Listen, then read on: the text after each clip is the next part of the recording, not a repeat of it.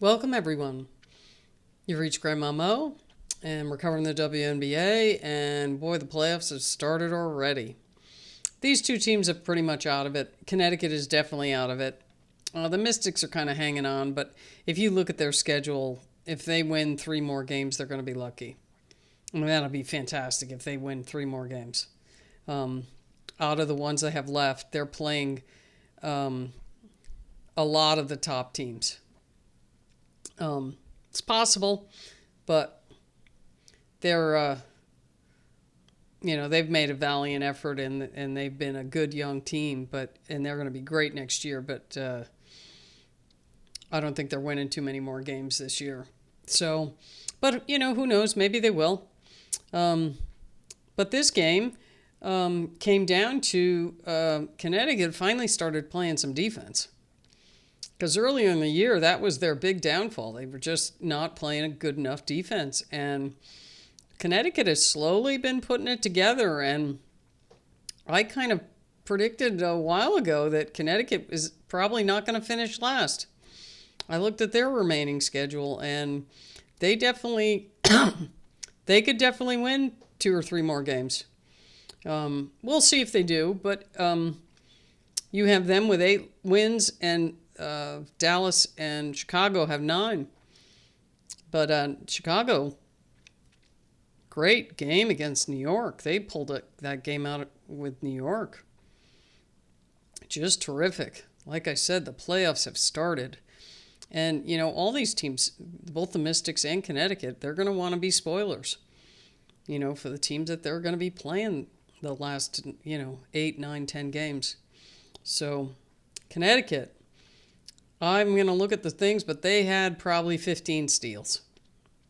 Just off the top of my head, somewhere close to 15 steals. And that gave them the initial lead, and then the Mystics just couldn't recover from that. It stayed like a 10-point game almost the whole way. They just couldn't, they got it down to 7 a couple times, but they just couldn't, battle back enough to even it up and go ahead. And Connecticut was hitting some shots. I mean, Tina Charles, she hit it. She was just hitting all sorts of stuff, especially in the second half. So good for Connecticut. Alrighty, so we have, let's see. So the game started out, Connecticut went up 16-11, and then 17-15. They outscored them in the third, 23-19, and then the final quarter was just 11 points. Neither team was hitting too many hoops in the fourth, but there was a lot of defense. And then I think there were at least 5 24-second clock violations for the Mystics. They kept running out of time. Let's see here. I don't see it in front of me, but I'm going to look that one up. So Connecticut gets the win 67-56. The Mystics looked a little tired. I got the right stats in front of me now. Connecticut had 15 steals versus 10 turnovers. They took care of the ball and stole the ball a lot. The Mystics had 20 turnovers.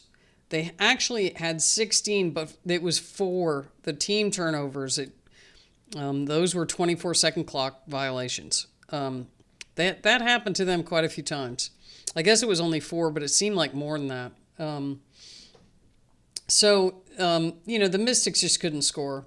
Citron and Iriafen were the only ones in double figures.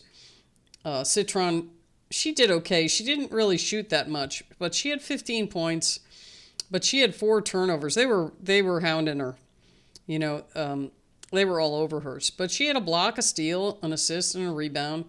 She was 5 for 9 overall. Considering how, the defensive pressure they put on her, that's not that bad, especially for a rookie. And then Iriafen had 13 points and 10 rebounds. She was 5 for 6 from the line and 4 for 7 overall. And then Shakira Austin, 6 points. She missed some chippies that could have helped them. She got really close to the basket and then just a little too strong. Just a little too strong, and it was going off the front of the rim. She had 5 rebounds. She should be much stronger under their rebounding. I mean, she's 6'6" or something, or 6'5". But then again, Connecticut has Tina Charles, who's 6'5", and also Nelson Adota, who was 6'5". So it was like she had equal competition. So then Melbourne, she was driving in, and Sonia Rivers just elevated and smacked her shot, but she held it down, and Melbourne went down hard, and she was down there for, a little while, and you could see Rivers saw what had happened, and she ran, as soon as they blew the whistle, she ran down there to see if she was okay. Fortunately, she came back in the game, so she was all right. But she only shot 1 for 7. She's a young player, Melbourne is, and she's got to learn she's got to put some time in the gym. She just doesn't shoot well enough. She's a good point guard. She handles the ball really well, but she doesn't shoot well enough. She misses too many shots. She had 4 points. She was 0 for 3 from 3, 1 for 7. And then Sutton had 4 points. She was 1 for 5. She had 6 assists, but they all had like 2, 3, 4 turnovers. Alicia Clark didn't score. Inksler, she had 5 points, but she was hustling all over the place. She ended up having 2 blocks, a steal. She had 1 turnover and a rebound. She was 1 for 3 overall. She hit a 3, and she was 2 for 4 from the foul line. And then Lucy Olsen, she came in near the end of the game. She had 2 points. Stephanie Dolson had 7. She hit a 3-pointer. And then Madison Scott came in the last minute of the game. But the Mystics shot, they didn't shoot well enough. They were 37% overall. They shot 18% from 3. That's not going to get it done. And then rebounds, they got out-rebounded 34-27 from Connecticut. But Connecticut was really hustling. They were playing some good team defense. Just really good game for Connecticut. And they have definitely been improving. So Connecticut only had 2 players in double figures. Nobody was really lighting up the scoreboard except for maybe Tina Charles. She had 21 points. She was 9 for 14, 3 for 4 from the line, 6 rebounds. She had 2 steals. Mabry had 7 points, but they were hounding Mabry. She was getting double-teamed all the time. But she ended up with 7 rebounds, 5 assists. She had 2 steals. She was 3 for 9 overall. She only took 2 threes, which, her past history is, she usually throw 10 of those up at least. Anisha Morrow, she was tough under the board. 6 points, 8 rebounds. She had 2 steals, 2 turnovers, and an assist. She was 3 for 9 overall. But she was going up, both these teams have big bigs. You have Austin and Inksler and Stephanie Dolson, who is also 6'5". To get Morrow's, I think, 6 feet tall. She might be 6'1". So to try and get, you're down low getting a rebound, you got tall trees in front of you. So it's tough to do that when you're 6 inches shorter than the people that are trying to guard you. So Bria Hartley, she didn't shoot very well. 1 for 6. She didn't hit a 3. She took 2 of those. 3 points for her. She had 3 assists. Lacan, 5 points. Nobody really shot terrific. Aaliyah Edwards is the only one. Her and Tina Charles were the only ones who shot well. Let's see. Lacan was 2 for 9. She hit a 3. She had 5 assists. She had 5 steals, though. She was all over the place stealing the ball. She had 2 turnovers and 3 rebounds. Sonia Rivers, 7 points. She was 3 for 10.